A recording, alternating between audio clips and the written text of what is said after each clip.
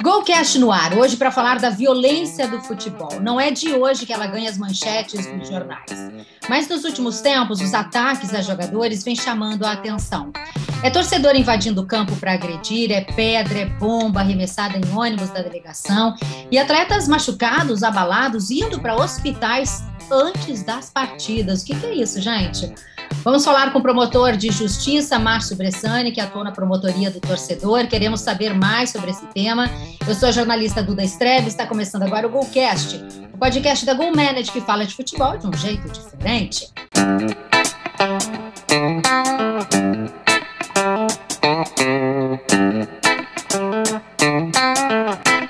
Já se inscreveu no nosso canal? Estamos no YouTube como Golcast Gol Manage. Toda terça tem um episódio novinho para você. Se inscreve, acompanhe e a gente se vê. Hoje no nosso Golcast, o jornalista Norton Capio e a direção é de José Pedro Villa-Lobos. Deixa eu dar então um alô para o nosso promotor. Tudo bem com você, Bressani? Seja muito bem-vindo. Muito obrigado, Duda. Tudo certo. Um abraço ao Norton. Também estou à disposição de vocês para essa conversa. Então, nós achamos de profunda relevância falar sobre esse tema, está todo mundo muito assustado, como essa violência vem avançando, são episódios que se repetem, e agora chegando, por exemplo, a um ataque direto a jogadores de futebol, indo para as partidas, terminando muitas vezes com um clássico, com toda aquela expectativa tão legal do esporte. Como o senhor tem visto e acompanhado esses fatos ultimamente?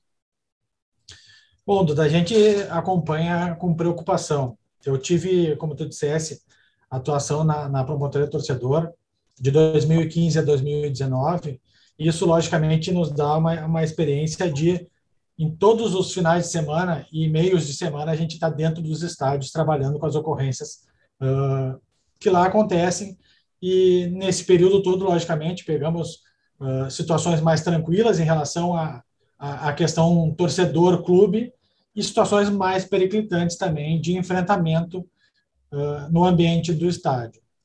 Logicamente, como tu dissesse, não é só o estádio que pode trazer problema, e sim o cotidiano dessa relação de paixão que beira a irracionalidade, se não extrapola os limites também da racionalidade, para ser mais diretamente pontuando essa situação.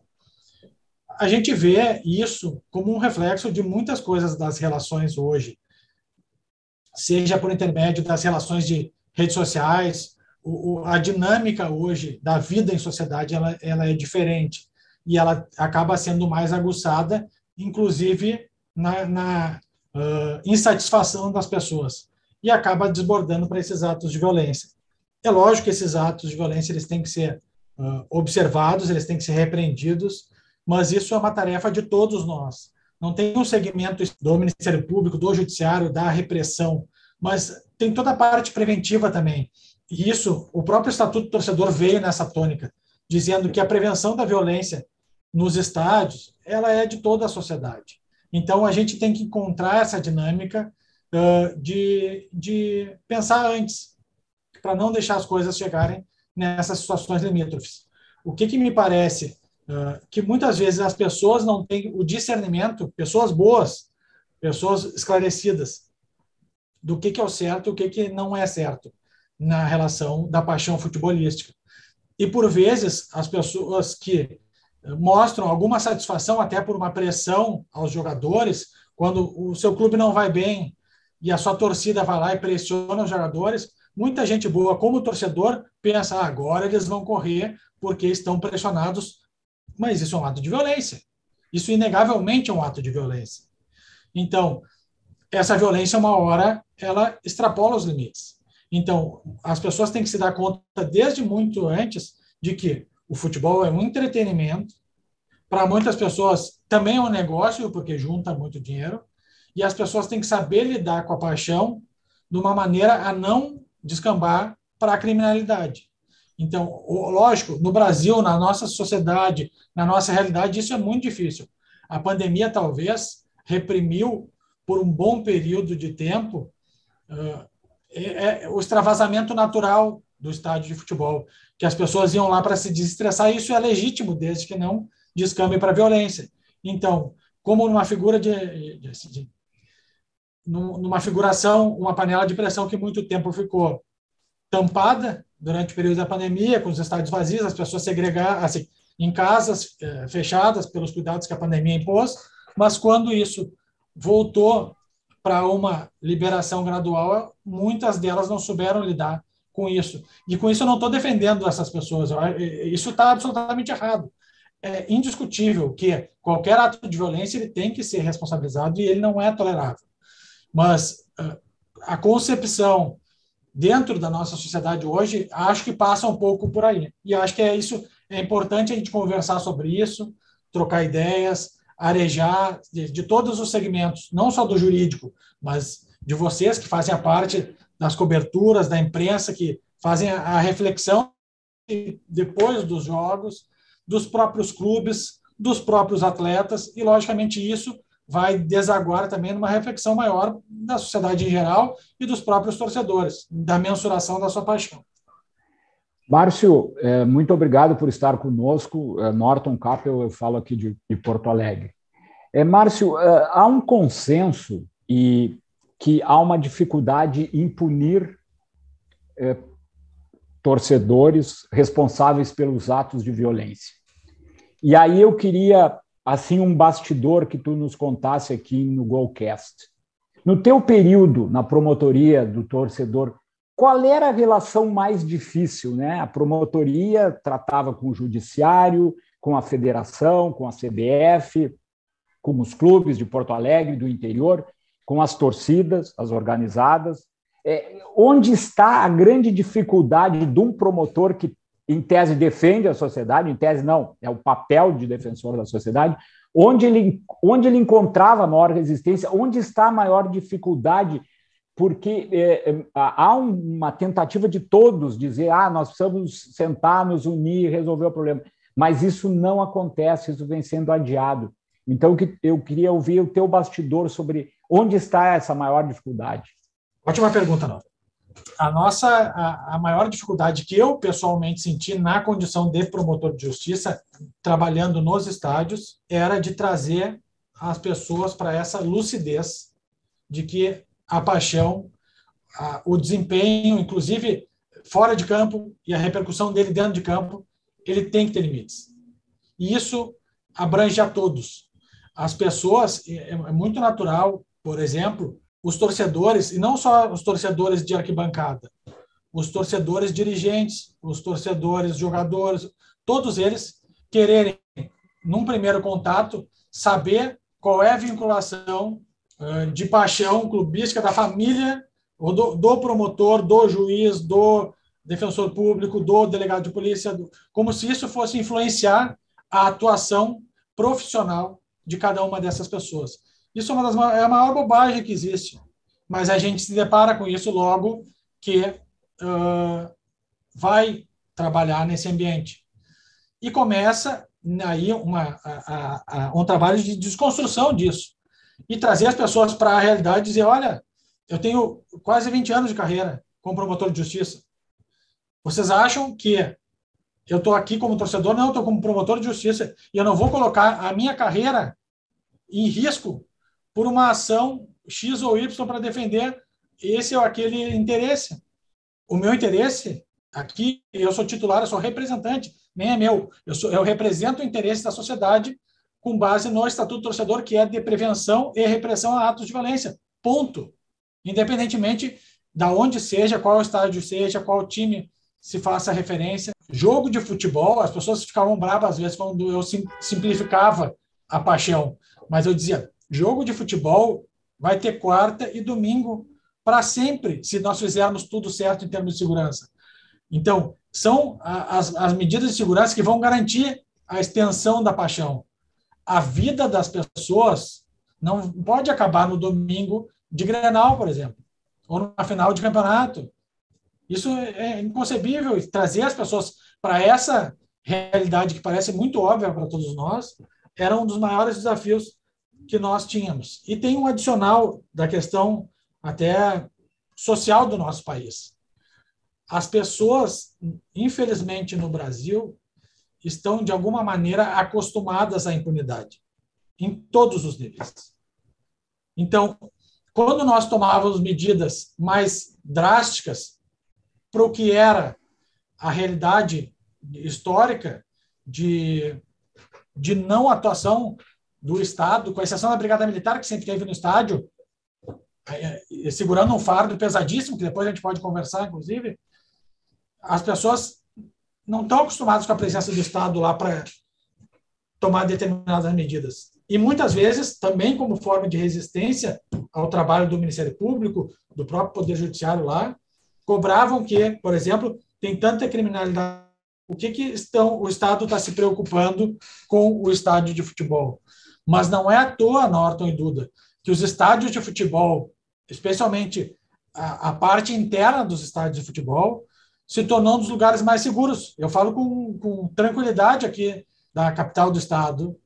A Arena e Beira-Rio, em dias de jogos, eles têm uma estrutura de segurança de dar inveja a qualquer empreendimento privado que investe nisso, como as pessoas brincavam, vocês querem transformar estádios em shopping centers? Eu disse sim, em termos de segurança, sim, para que vocês possam vir aqui, usufruir, se divertir, voltar para casa, para suas famílias, comemorar o resultado, amargar uma derrota, mas poder saber, ter a certeza que pode voltar de novo, e de novo, e de novo, e de novo. Então, esses, me parecem, os maiores desafios, é quebrar essa realidade, ou essa mentalidade de que o estádio é um lugar em que se podia fazer tudo, em que se podia aviltar as mulheres, ofendê-las, poderia arremessar o que quisesse dentro do campo, invadir a área da disputa esportiva. Então, sabe? E como é que a gente faz isso? É tentando mostrar uma nova realidade, trazendo as mulheres, trazendo as crianças. Esses eram os nossos maiores símbolos de civilização do estádio. E é muito oportuno a gente falar isso, assim, no mês do Dia da Mulher, muito se fala do Dia da Mulher, e a gente tinha que conscientizar as pessoas de que todo dia era Dia da Mulher estar no estádio, basta ela querer. E para nós, que trabalhávamos com a questão de segurança, quanto mais mulheres, quanto mais esposas, quanto mais mães, quanto mais amigas, melhor. Porque traziam as crianças, porque trazem os idosos, porque trazem as famílias. O estádio sempre foi visto como lugar para extravasar. Então você vai lá, você extravasa, parecia uma terra de ninguém. Eu mesmo já tomei pedrada em Grenal. Meu dedo é tortinho até hoje, porque eu tomei pedrada trabalhando num Grenal. Inadmissível. O que aconteceu de lá para cá? Nada. Mas hoje a realidade do estádio é essa que você traz. É lugar de família. É lugar de torcedor de fato.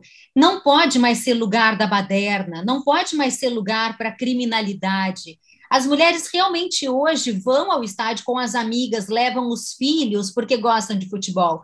E hoje tem estádios com banheiro feminino, tem trocador para bebê dentro do estádio, uma coisa jamais vista. Eu que sou das antigas aqui no esporte, não tinha banheiro para mulher, a gente usava o que dava. Eu já usei o banheiro da arbitragem, que era o que podia e tal. Então, assim, esse entendimento de que esse lugar é do show, é do entretenimento, é do esporte, ele tem que ser muito claro. E eu acho que isso só acontece quando são feitas punições, senão realmente a gente vai ficar nessa intenção aí que não vai. É verdade, é perfeita a tua análise pela tua experiência pessoal, né? E vou dizer, assim, com perdão da sinceridade, tu no ambiente esportivo, em que pese tu seja uma precursora na tua profissão e rompeu muitas barreiras, ainda essa realidade daquela época, de poder usar um banheiro de arbitragem, tudo era um privilégio que tu tinhas, porque as mulheres que sentavam na arquibancada não tinham nem isso. Tinham que se sujeitar a toda a sorte de aviltamento, de ofensa, e infelizmente, assim, é muito importante que pessoas como tu tenham essa gana de fazer, assim, ajudar a fazer a história. E se sucederam outras tantas a partir da tua experiência profissional, inclusive, outras tantas, quantas jornalistas mulheres de campo hoje nós temos, de arquibancada, inclusive, nós temos. Assim, isso é uma sorte para a gente como sociedade, mas elas ainda passam por isso que tu passou, por isso que talvez tu ainda passe quando vá nos estádios, infelizmente. Só que agora nós temos uma capacidade maior de de identificação desses fatos e de punição desses fatos, mas a gente tem relatos bem recentes, assim, diante da pandemia, de jornalistas ofendidas nas arquibancadas, ofendidas no campo, sabe? Então, e a gente tenta, e esse também é o papel do Ministério Público, sensibilizar. Eu falei com muitas das suas colegas, até saiu uma campanha em nível nacional de deixa ela trabalhar, era alguma coisa assim, a chamada da campanha, de que, olha, venham até, acaba a tua jornada, ou seja, cumpre com o teu trabalho, mas a gente vai estar esperando dentro do estádio o momento que for oportuno para ti, depois de encerrar o teu trabalho, para a gente te ouvir, para a gente tomar as providências a partir do teu relato e buscar imagens a partir da dinâmica que tu, como vítima, nos passa.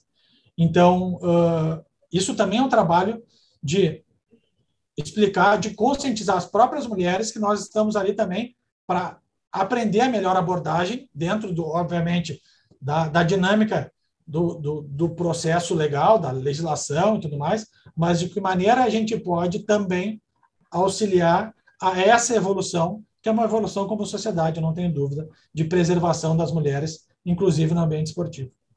Márcio, deixa eu retomar uma questão um pouco não, bastante polêmica. Tu até fizesse uma referência que uma discussão como essa ajuda a contribuir para a discussão. Eu tenho me posicionado particularmente nas minhas discussões sobre o assunto, em virtude dos últimos episódios. Até o jornal O Estado de São Paulo fez um levantamento recentemente.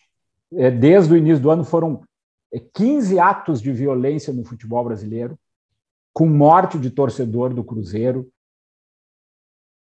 que a Eduarda fez referência no início do programa.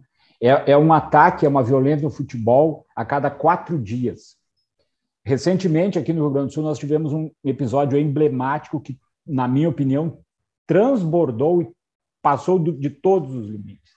E eu, publicamente, tenho me manifestado sobre a necessidade de torcida única nos Grenais. Eu acho que nós chegamos num ponto que não tem como controlar, e aí eu quero te ouvir sobre isso. E eu também tenho uma questão, para mim, muito pragmática sobre a questão a sociedade paga, e tu falaste da Brigada Militar, para que a gente mobilize um efetivo de vários policiais para conter, para cuidar de 2.000 torcedores, sejam do Internacional ou sejam do Grêmio. Eu acho isso, na sociedade atual, no momento que nós vivemos, para mim, desculpe a palavra, inconcebível. Eu quero te ouvir sobre isso. O que tu pensa? Qual é a tua posição sobre esse assunto? Bom, a minha posição pessoal, logicamente, eu não estou trabalhando mais na promotoria do torcedor, mas a partir dessa experiência, eu te faço 2 contrapontos. Em relação à torcida única, adiantaria nos recentes episódios que nós passamos, se fosse torcida única? Não. A torcida eu não vou, Márcio, não, eu não vou, a gente não vai estabelecer um debate, porque não é a nossa proposta. Eu vou te ouvir, mas eu te contraporia, mas não é o caso, tá bem? Teremos muitas oportunidades para isso. Mas falando da minha posição, claro. Eu não acredito, sinceramente, não. E esses casos, os 2 últimos casos de enfrentamento, assim, que me vem à cabeça, de torcida versus delegação, foi torcida da casa, ou seja, estaria no jogo, contra ônibus da delegação visitante. Ou seja, em sendo torcida única, essa violência, por estabelecer torcida única, não estaria eliminada. E enfrentamento de torcida no CT do seu próprio time, ou seja, a própria torcida também da casa, digamos assim, enfrentando a sua delegação.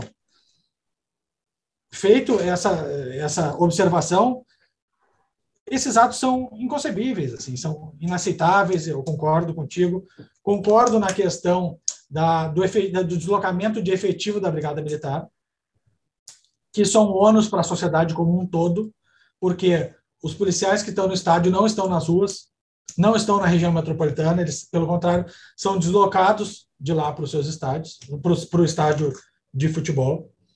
Mas a gente tentou nesse período, e o Ministério Público tem esse viés de interlocução com todas as instituições envolvidas no ambiente esportivo, ainda que internamente, dentro do estádio de futebol, a presença de polícia militar é cada vez menor, os efetivos foram enxugados, e isso está certo, a responsabilidade maior é do clube, da casa, de fazer a organização, e a Brigada Militar está lá para as questões táticas de segurança, de estabelecer um fluxo de segurança, e para isso que existem as cabines de comando e controle com as câmeras, onde tem assento a Brigada Militar, que é um mecanismo interessantíssimo que os clubes, tanto a Arena do Grêmio quanto o Beira-Rio têm, e são muito efetivos. Por isso que o ambiente interno do estádio ele já está muito mais seguro do que foi antigamente. Mas sempre que eu me manifestava sobre isso como promotor da promotoria do torcedor, eu sempre disse que, e pela experiência que nós tivemos, e daí eu começo a falar um pouco da torcida mista, que a abordagem inversa ela era no sentido da atuação lá no dia do estádio muito mais efetiva. Qual é a abordagem inversa? É misturar os torcedores dentro da possibilidade de uma sociabilização. Ou seja, é lógico que a torcida mista não é para todo mundo. Ela é para aquelas pessoas que já têm esse sentimento de que o futebol não é o mais importante na vida delas, e sim a relação pessoal que ela tem com o convidado dela. Muitas vezes um familiar, muitas vezes um amigo, muitas vezes um filho. E eu falo assim, talvez uma das coisas que eu tenha mais orgulho de ter participado nesse período todo era desse ambiente organizacional da torcida mista e dos deslocamentos, porque em dias de Grenais a gente acompanhava o deslocamento das torcidas organizadas visitantes, ou seja, chegava no estádio, via como é que estava a torcida da casa e fazia o deslocamento da torcida mista, porque simbolicamente o que se organizava? Que ela se encontrava nas cercanias do estádio, no lugar de segurança, e fazia o deslocamento conjunto. Por quê? Porque é um simbolismo. Simbolicamente, as pessoas têm que ver que nós propomos, que é ver um jogo em paz.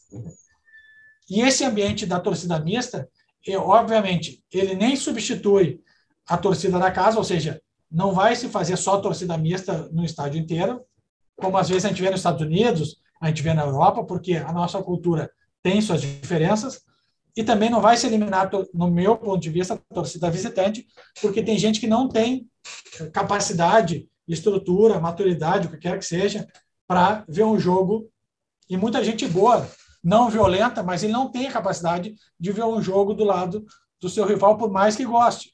Ou seja, tem pai que não consegue ver jogo com o filho, tem esposo que não consegue ver jogo com a esposa, lado a lado, porque tem paixões diferentes e aquele momento de extravasar deles não diz respeito à relação de casal, por exemplo, de pai e filho, de amigo que tem.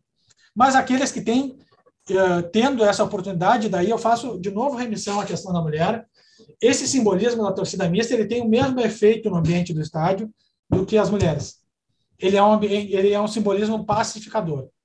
E talvez as cenas, por isso que eu digo que eu tenho, uma das coisas que eu tenho mais orgulho, as cenas mais bonitas que eu presenciei no estádio de futebol trabalhando foram ali, conversando com as pessoas agradecendo a oportunidade de poderem usufruir daquele momento que nunca puderam. Um pai gremista com um filho colorado e vice-versa, eles nunca puderam compartilhar de um Grenal juntos. E eles vêm e agradecem por quê? Porque a gente criou condições, a sociedade inteira, porque a medida ela é de todos, não é de um segmento específico, conseguiu criar um ambiente que eles pudessem compartilhar, mesmo em lados opostos, a paixão pelo futebol. A gente viu inúmeras, assim, me vem à cabeça, um pai gremista com uma esposa, um marido gremista com uma esposa colorada e um filho de menos de 2 anos no colo com a camisa meio a meio, metade gremista, metade colorado, que dali para frente ele escolheu o que ele ia fazer, mas ele tinha certeza que ele ia poder ir num jogo de futebol com o pai e a mãe que torcem por times diferentes, independentemente do time dele. Então são coisas, assim, a longo prazo, numa perspectiva de futuro, que fazem toda a diferença na pacificação dos estádios. É óbvio, e daí, voltando para o teu ponto de vista, Norton, imagino seja o teu ponto de vista, que muitas vezes nas torcidas visitantes as pessoas que se habilitam para ir no estádio adversário são aquelas que, muitas delas, têm vinculação com atos de violência, ou com torcidas organizadas, ou que, enfim, que estão prontas para o que der e vier. E é justamente isso que a gente tenta, com essas medidas, desmistificar. Se falava muito, e a gente conseguia uma troca importante, muitas vezes, com os clubes e com a brigada, e com a própria federação, de que é melhor, às vezes, tu aumentar a torcida visitante do que tu diminuir ela. Por quê? Porque se tu diminuir ela muito, tu vai deixar só as pessoas que não são propícias para aquele ambiente. Se tu aumentar e der segurança para todos, tu vai trazer muita gente boa que vai, como é que eu posso dizer, acabar repelindo, inclusive, a atitude violenta de alguns poucos que vão lá para quebrar cadeiras, para arremessar objetos no campo, para fazer outras coisas. Então, eu me criei assim, na minha geração, e era uma das coisas mais bonitas que eu achava do ambiente do estádio, era de ver pelo menos um quarto do estádio da torcida visitante. Era uma coisa até engraçada, quando criança eu me lembro disso, nostalgicamente, inclusive, que mesmo quando o time adversário fazia um gol no estádio do time que tu torce, aquela dinâmica de torcida, que ouvia o barulho, eu lembro assim, isso é uma memória de criança que eu tenho. Tu via o lance no estádio, pensava, puxa, tomamos um gol. E dava tempo de olhar para a arquibancada, ver o movimento da torcida, e segundos depois vinha todo o grito da torcida adversária. Por quê? Porque aquilo ecoava no estádio de uma maneira, assim, obviamente ninguém queria ir para um jogo, para um clássico, pensando em tomar gol, mas até isso, romanticamente falando, era uma coisa interessante de se ver. E depois acabava e não tinha essa história que hoje nós vivemos de segura uma torcida, saiu toda a outra, brigada, escola. Não, as pessoas saíam junto e iam para o centro, pegar seus ônibus e ir para sua casa. Então, me parece, lógico, nós vivemos um outro tempo, um tempo muito difícil, voltando a falar, pós-pandemia, com incendeio de redes sociais, com toda essa dinâmica que a gente tem que saber como fazer com ela. Mas acredito que um pouco do segredo está nisso, em a gente resgatar essa parte positiva de antigamente. E acho que quanto mais a gente trabalhar pela torcida visitante, vai ser, assim, a longo prazo, a médio e longo prazo, pacificador dos estádios. Se a gente conseguir aumentar, se a gente conseguir ter espaço de convivência entre torcedores rivais que estejam dispostos a isso, e, obviamente, punir mesmo aqueles, afastar, e aí entram os clubes e federação, não só o Poder Judiciário, o Ministério Público, de efetivo banimento, de banimento mesmo. A nossa lei penal, e isso eu queria falar um pouquinho depois com vocês, não existe pena perpétua nem para homicídio, nem pra, assim, é uma crítica ao sistema legal brasileiro, tá? Penal e processual penal. E isso, obviamente, se reflete nos estádios. Então, nem para os crimes mais graves da nossa sociedade existe pena perpétua. Obviamente, no Estatuto do Torcedor não existe a pena de banimento, mas administrativamente, como hoje nós trabalhamos com uma realidade que os clubes têm centenas de milhares ou até centenas de milhares de torcedores vinculados, e esses torcedores preenchem o estádio, os clubes já têm a condição de retirar dos seus quadros. E reciprocamente também, a medida tomada por um pode se refletir no outro, ou seja, um colorado que tiver um ato de violência, ele não tem que entrar nem no Beira-Rio nem na Arena nunca mais. Um gremista que cometer um ato de violência, mesmo que seja na Arena, ele não pode entrar na Arena e não deve entrar no Beira-Rio também, nos Grenais. Então, isso depende, é um passo importante que a gente tem que dar como sociedade, e os clubes têm uma tarefa, e a federação também, logicamente, pela questão organizacional, tem uma tarefa bastante relevante nessa mesa de debates. Márcio, eu acho que a Eduardo tem uma pergunta, mas eu queria só seguir um ponto, porque tu tocou aí na questão, voltou a tocar na questão da impunidade. Sem querer, eu vou pegar dois exemplos aqui. No caso do Grenal, aqui do Rio Grande do Sul, além do fato que eu classifico de inacreditável da agressão ao ônibus do Grêmio, que para mim é algo imaginável e rompe, eu já disse isso, volto a dizer, rompe qualquer critério de civilização aqui no Rio Grande do Sul, aqui em Porto Alegre. Teve o caso também de um torcedor do Grêmio identificado dentro do Beira-Rio que tinha sido responsável pela vandalização da cabine do VAR no jogo do Grêmio pelo Campeonato Brasileiro. Ele estava no Beira-Rio. Ou seja, essa questão aflora a impunidade. Teve o episódio que correu o mundo recentemente no México, no jogo entre Querétaro e Atlas, em que houve uma verdadeira batalha campal, em que há acusações de seguranças terem deixado a torcida invadir, uma série de coisas. Mas lá, administrativamente, todos os jogos, as próximas rodadas do Campeonato Mexicano serão com portões fechados.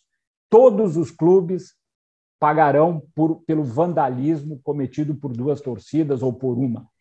No Brasil, e nós temos uma CBF comandada hoje por, eu nem sei exatamente, é o Edno, mas ele está sob júdice, está sob ataque, vai ser reeleito.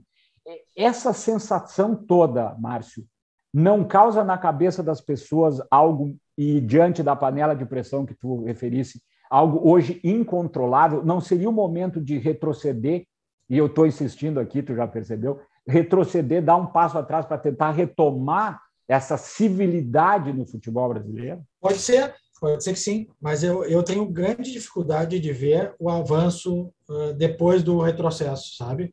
Eu acredito que a gente tenha condições de... Para mim, é quase simples de a gente pensar isso. Se as pessoas todas representativas do ambiente esportivo, nós tivemos, e não só do ambiente esportivo do Estado, nós tivemos esse Grenal, o último, acontecido, não o que não aconteceu, o acontecido, ele foi precedido de uma reunião preparatória com todas as entidades representativas que alinharam as suas atuações dentro das suas áreas de trabalho. O que acontece? Me parece que é muito mais um lapso em algum aspecto da engrenagem que pode ocasionar isso. Eu concordo contigo. Os fatos que tu relataste são gravíssimos e são inaceitáveis. São muito inaceitáveis. Nós sempre tivemos, a partir da atuação na promotoria do torcedor, a condição de cobrar dos clubes o cumprimento das medidas impostas pelo juizado do torcedor, para que o clube seja responsável por não vender ingresso ou não deixar acessar os estádios aqueles que estão proibidos.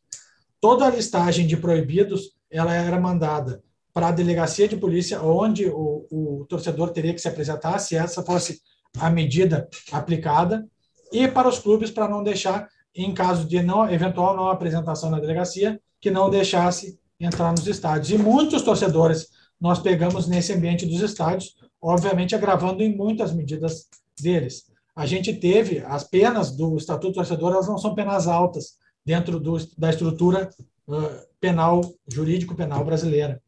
Mas, mesmo assim, por descumprimento de medida, até por crimes, digamos, de menor potencial ofensivo, nós já conseguimos, aqui no Rio Grande do Sul, pena de prisão para torcedores, pela reincidência nos descumprimentos dessas medidas anteriores. Isso tem previsão, por mais que a gente tenha dificuldades em relação à legislação brasileira, isso é uma questão que tem previsão legal, ou seja, descumprindo a medida cautelar, pode se aplicar medida de prisão. Agora, então, Márcio, nós fizemos isso. Desculpa, você vai terminar? Senão eu queria perguntar sobre punição mesmo. Pode, vamos lá. Márcio, assim, me deixa... Eu realmente concordo com vocês, é inaceitável, inadmissível. O que a gente está vendo hoje nos deixa perplexos enquanto torcedores, enquanto mães, enquanto sociedade. E eu pergunto, quem cuida do quê? Qual é a responsabilidade do clube? Quem cuida do entorno? Quem pune, Márcio? Porque a gente não vê essas pessoas sendo punidas, a gente vê realmente voltando para estádio, fazendo mais confusão, e parece que está tudo liberado, porque no futebol não dá nada. Então, assim, quem tem essa responsabilidade? Explica para a gente, até para a gente poder também ter um olhar sobre isso, né? Porque a gente chegou num ponto limite, quer dizer, passamos até do limite, né? Quem cuida de quê e o que se faz na prática? Bom, legalmente, na estrutura do Estatuto, o Estatuto Torcedor ele começa com essa previsão. A prevenção da violência nos estádios é de absolutamente todos. É do Estado, é dos clubes, é das federações, é dos torcedores, de todos. Tu vai me dizer, provavelmente, ou vai pensar, bom, o que é de todo mundo não é de ninguém, a gente precisa delimitar. A cada jogo, evento, não só o Clássico Grenal, por natureza, é um jogo de relevância no nosso estado. Mas jogos de Libertadores, final de Copa do Brasil, jogos de uma dinâmica diferente no Campeonato Brasileiro, que pese seja pontos corridos há bastante tempo, sempre foram precedidos de reuniões com todos os envolvidos no ambiente esportivo, para que a gente, a cada evento, aperfeiçoasse o evento anterior e delimitasse as responsabilidades para aquele próximo evento. Então, obviamente, a comissão e a federação organizadora têm responsabilidade pelo evento, assim como os clubes, especialmente o dono do mando de campo. Tá? Isso previsto no Estatuto do Torcedor. Os deslocamentos têm uma dinâmica, obviamente, diferente disso. E, de regra, quem faz o deslocamento de delegações é a estrutura de segurança pública do Estado. No nosso ambiente aqui, a questão viária pela IPTC, em Porto Alegre, e a questão do acompanhamento escolta à Brigada Militar. Então, provavelmente vai me perguntar, e a responsabilidade dos casos que a gente viu acontecer, de quem? Eu não estava envolvido nessa dinâmica de preparação desse jogo. Mas o que se viu pelas imagens é uma pessoa na rua que está com uma pedra, uma barra de ferro, mais de uma, né? E avança sobre e comete aquele ato inaceitável em relação lesionando seriamente o jogador. Podia ser muito pior. E as pessoas perguntam, o que é isso? Isso não é futebol. Isso é potencialmente uma tentativa de homicídio. E nós já denunciamos muito no ambiente dos estádios torcedores, ditos torcedores, pessoas envolvidas em atos de violência por tentativa de homicídio. Perante a vara do júri, o Ministério Público denunciou perante a vara do júri de Porto Alegre. Qual é, assim, o que nós tentamos sempre sensibilizar as pessoas e as instituições? De que a Brigada Militar, ela tem a sua estrutura, ela presta esse serviço há muitos anos no ambiente dos estádios, ela suporta uma carga imensa de responsabilidade de dar conta da segurança, quando muitas vezes as demais entidades não prestam a sua contrapartida. Nós, só para dar um exemplo para vocês, depois de muito conversar com a Federação Gaúcha, se não me engano, em 2017, acho, não tenho certeza, nós propusemos um ajuste para que clubes e federação, clubes do estado, né, não só daqui da capital, e Federação Gaúcha, como organização do campeonato, seguidamente a Brigada Militar, fizessem eles próprios um estudo, uma manifestação sobre uma maneira de contrapartida à sociedade, não só à Brigada Militar, daquilo que, dos dias de jogos, que retiram policiais das suas cidades, da região metropolitana, ou do interior, quando jogam no interior, para colocar dentro do estádio. Já se tem decisões judiciais dizendo que seria inconstitucional remunerar policiais, as entidades privadas, pelo aquele serviço que é deles de segurança pública, efetivamente. Mas não há, em princípio, óbice para que, em questão de inteligência, em questão de aparatos, em questão de mecanismos materiais de atuação, os clubes e as federações tivessem essa interlocução com a Brigada Militar para melhor equipar. O que a gente está falando desses atos de violência? A impunidade passa pela não identificação de pessoas. Essa é a grande chave.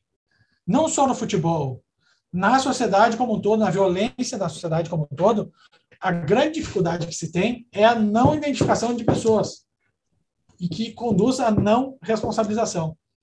Se a gente for pegar os dados estatísticos dos crimes contra a vida, por exemplo, no Estado, uma parcela significativa, assombrosa até para a sociedade em geral, de crimes cometidos contra a vida, eles não são esclarecidos. E normalmente diz respeito a autoria. Porque, obviamente, um crime de morte, o corpo é a prova de que o crime aconteceu. A grosso modo falando. E por que não se responsabiliza por isso? Porque muitas vezes não tem a autoria desses crimes. E isso acontecia nos estádios também. E é por isso que a gente está falando da parte interna e da parte externa. Com o advento da Copa do Mundo no Brasil, digamos assim, a modernização dos estádios, e aí a gente fala de novo da questão temporal. Era inimaginável antes da Copa do Mundo, na cabeça de quem estava acostumado a ir no estádio, tirar fosso, tirar arame farpado, tirar divisão, sabe, de setores do estádio. Hoje em dia é uma realidade que nós nos acostumamos, nós nos civilizamos para isso. Teve invasão de campo? Teve. Mas aquela invasão de campo, provavelmente com fosso, também ia acontecer. Porque também, eventualmente, acontecia invasão de campo com fosso. É inegável que nós avançamos nisso positivamente. Por quê? Porque, obviamente, teve a punição e na área esportiva, e é bom a gente fazer essa divisão também do que é jurisdicional do Poder Judiciário, Ministério Público, o que é justiça desportiva, que, na verdade, não é uma justiça administrativamente, administrativa, que os clubes, com a federação, estabelecem que determinadas questões administrativas do evento esportivo vão ser examinadas e sancionadas por um colegiado que eles próprios escolhem.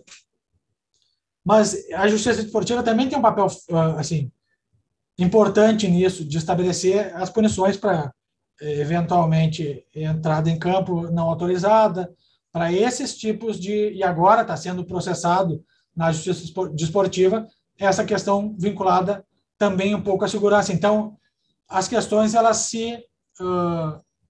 de alguma maneira se embaralham, mas elas têm que se embaralhar para ajudar, para fortalecer o sistema, e não para ninguém fazer nada. O que eu quero assim, deixar bem pontuado é que isso eu falava, é ruim falar isso diante de um caso concreto, é melhor falar isso em tese, porque parece que a gente não está dando importância para o caso concreto, e nós estamos dando, e é muito importante que seja muito bem responsabilizado. Mas, na lógica dos estádios, com o avanço, com as câmeras, com essa soma de esforços do ambiente do estádio esportivo, a gente viu a violência migrar para dentro, de dentro para o entorno. E nós começamos a melhorar, como sociedade, a abordagem do pátio do estádio, do entorno do estádio. E nós estamos vendo essa violência sair do pátio e ir para a rua. Então, não chegamos lá ainda, mas nós estamos avançando progressivamente nisso. Então, tu vai me perguntar, e a rua, como é que faz? Mecanismos de estrutura de segurança. Tem que ter câmera em todo o entorno dos estádios. Tem que ter esse esforço. Tem que ter pessoas suficientes para dar tranquilidade aos jogadores do Grêmio no Beira-Rio, e torcedores também, do Grêmio no Beira-Rio, do Internacional na Arena, para que eles entrem e saiam com tranquilidade, independentemente do resultado do estádio, da situação da tabela, de qualquer coisa, porque isso tudo é secundário. A preservação da segurança, da vida das pessoas, e não tem essa, eu via muito isso, assim, mas o torcedor tal, eu agredi ele porque ele me indicou, porque ele me abanou, porque ele... Isso não existe. Então, não tem justificativa para isso. E é um esforço, assim, são ondas de esforços que a gente tem que estar atento. A própria CBF, que o Norton fez referência, a partir do evento aqui, logicamente, teve a situação do Bahia, a do Grenal foi uma sequência daquilo, e, logicamente, a gente vê que os exemplos ruins, eles também são replicados, infelizmente. Eu discutia muito, Duda, com os teus colegas de vários segmentos jornalísticos, dizendo, não façam reportagem de capa com a cara do ato de violência. Se vocês querem ajudar na identificação, isso é muito importante. Remetam para a gente as fotos que vocês têm, para a gente contrastar com as câmeras, e muitas vezes fizemos isso, para que a gente possa responsabilizar. Depois que for preso, vocês fazem a matéria de capa. Entende? Não dê protagonismo para o ato de violência. Tem que falar sobre ele, tem que dizer que ele está errado, mas muitas vezes, e isso é uma coisa assim, incompreensível para nós que estamos lá para garantir a segurança. Mas tem muita gente que vai lá para buscar o protagonismo da violência. Teve gente, como o Norton disse, que se vangloria de ter invadido o campo e ter quebrado o VAR. Tem gente que se vangloria de jogar pedra no ônibus e no seu ambiente assim, de violentadores, digamos assim, de ser um expoente. E a gente tem que trabalhar com a lógica invertida. Ele tem que ser notícia depois que ele for responsabilizado, para mostrar para os outros que não é para fazer. Porque muitas vezes as pessoas esquecem de que, depois cometido o ato de violência, que o que aconteceu. Por quê? Porque realmente é uma crítica que a gente tem que aceitar essa crítica. O tempo da justiça ele é diferente do tempo do estádio de futebol, da rede social e até, muitas vezes, da própria sociedade. Precisamos dar um F5 aí geral para que realmente estejamos todos na mesma página. É a minha, vamos dizer, minha esperança, né, de que realmente a gente consiga acelerar esse processo, porque ele é muito rápido mesmo. E olha, Márcio, agradeço aí a tua participação e que todos os setores que você mencionou aqui, estejam perplexos, indignados como nós. Porque eu acho que só a partir daí, isso aí tem que incomodar muito, isso aí tem que ser inadmissível. E aí todos, sim, se reunirem, buscarem esses esforços em conjunto aí, como você falou, para buscar de vez paz, porque está demais isso, está demais. Agradeço tua participação aí, teus esclarecimentos, foi um prazer te ter aqui com a gente no GoCast. Da mesma maneira, para mim foi um privilégio ter conversado contigo, Duda, com o Norton. É uma satisfação poder falar um pouco sobre isso, sobre a experiência da época, e é um assunto que me toca muito, assim, eu tento colaborar aqui dentro do Ministério Público, com as pessoas, com quem quer que seja, com os clubes, com a imprensa, o que precisar eu estou à disposição, e isso que tu dissesse é a coisa mais importante, me parece, que é a rivalidade, que ela é muito importante para o nosso Estado, ela não pode discutir violência, se está certo ou se está errado. Ela não serve para isso. Porque quando a rivalidade se torna irracionalidade, a gente perdeu o critério da vida em sociedade. Então, assim, independentemente de quem é agressor, quem foi vitimado, está errado, é inadmissível e tem que ser punido. Ponto. A gente não pode ficar botando vírgula nessas circunstâncias. Então, acho que isso que as pessoas internalizando isso, e acho que a não realização do jogo foi uma sinalização importante no dia, foi uma frustração para muitos torcedores, mas é uma sinalização de que a gente não pode passar por cima de circunstâncias como essas. Fico, de alguma maneira, assim, esperançoso de que os clubes, a federação, a Brigada Militar, o governo do Estado, o Ministério Público, o Judiciário conseguiram sentar, e todas as outras instituições que trabalham nisso, sentar, conversar, realizar o jogo efetivamente, mostrar que é possível e manter essa atenção, porque essa atenção permanente em relação à segurança é o diferencial que vai poder nos fazer chegar a patamares importantes, assim, em níveis que a gente gosta de dizer que vê na Europa, quando, sabe, vai nos Estados Unidos e vê o ambiente do jogo, o dia do jogo, a promoção do dia do jogo, sabe? Vai lá, as pessoas consomem aquilo, é um produto. Então, esse produto ele tem que ter muita validade para todos nós, certamente para a imprensa que trabalha com isso, para os próprios clubes que têm 100 e tantos anos de vida, os da capital, a partir disso, e que a gente possa, por muito tempo ainda, ir fazendo melhorias até chegar na circunstância ideal. Perfeito, e eu concordo contigo quando você fala da torcida mista. Eu estava lá em 2015, quando lançaram, a gente mostrou isso para o Brasil inteiro, foi manchete internacional também, e a gente viu, sim, torcedor colorado, torcedora colorada, convivendo harmonicamente juntos naquela torcida. Então, assim, que isso possa se repetir mais vezes, porque senão vou ter que concordar com o Norton de fazer torcida única, porque esses casos de violência, eles não podem continuar. Tá demais, extrapolamos, Márcio. Tá bom. A minha situação só é que quem fez torcida única não consegue voltar atrás. Essa é a minha grande crítica. Enquanto quem tenta fazer melhor com a rivalidade, assim, sensibilizando as pessoas, consegue para frente. É uma característica nossa, uma marca nossa do Estado. Nós somos hoje o Estado da torcida mista, que infelizmente parou antes da pandemia e precisa ser retomada pelos dirigentes dos clubes, pela federação e por toda a sociedade, urgentemente, porque eu soube que esse último Grenal não teve torcida mista e isso tem que voltar. Perfeito. E que se possa separar, então, torcida mista desses baderneiros com punição. Esse foi o nosso GoCast, o podcast da GoManage, que fala de futebol de um jeito diferente.